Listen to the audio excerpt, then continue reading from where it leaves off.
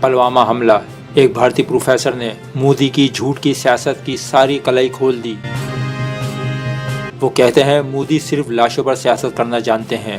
تفصیلات کے مطابق بھارتی پروفیسر نے پلوامہ حملے پر اپنی ہی حکومت کو آڑے ہاتھوں لے لیا۔ بھارتی پروفیسر کا کہنا تھا کہ مودی صرف لاشوں پر سیاست کرنا جانتے ہیں۔ بھارتی پروفیسر اشوک سوائن نے بھارتی وزیر اعظم نریندر مودی کو موت کا سوداگر قرار دے دیا۔ سویڈن میں پروگرام آف انٹرنیشنل اسٹڈیز کے بھارتی نژاد ڈائریکٹر ایسوسی ایٹ پروفیسر اشوک سوائن نے بھارتی وزیر اعظم پر تنقید کا نشانہ بناتے ہوئے کہا کہ مودی صرف لاشوں پر سیاست کرنا جانتے ہیں۔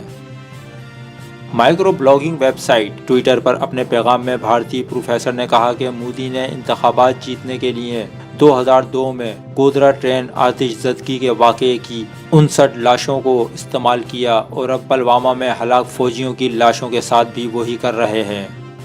اشوک سوائن نے کہا کہ اڑی واقعے پر مودی نے دریائے سندھ کے پانی کو روکنے کی دھمکی دی تھی۔ اشوک نے مزید کہا کہ پلوامہ واقعے پر پاکستان کو ذمہ دار کیوں قرار دیا جا رہا ہے؟ عادل احمد ڈار کیوں پلوامہ میں ہونے والے حملے کا ذمہ دار بنا؟ اس لیے کہ اس کو اسکول سے واپسی پر بھارتی فورسز نے زمین پر ناک رگڑوائی۔ یاد رہے کہ 2 روز قبل سری نگر جموں شاہراہ پلوامہ کے علاقے اونتی پورہ میں حملہ آور نے بارود سے بھری گاڑی ایک بس سے ٹکرا دی۔ حملے میں 44 اہلکار ہلاک، 20 زخمی ہوئے تھے۔